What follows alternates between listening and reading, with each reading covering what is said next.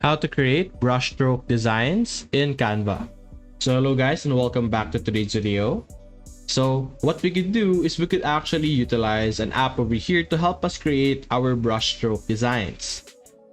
Before that, we could actually check out Brushstroke over here and we could click on frames option over here, and we do have some options over here that resembles brushstrokes. But if you want something different from the default frames that are provided by Canva, we could go to apps over here and click on or search for image to frame over here.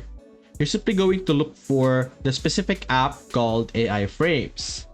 Click on AI Frames, and this is basically like an image generator but for frames. So you're just simply going to type in a brushstroke and generate your image over here, but you will then be able to receive a specific image just like what we saw earlier.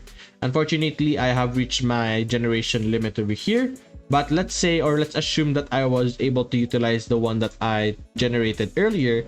You can just simply easily drag and drop it or click it onto your design here, and then you're just simply going to put in any image that you prefer.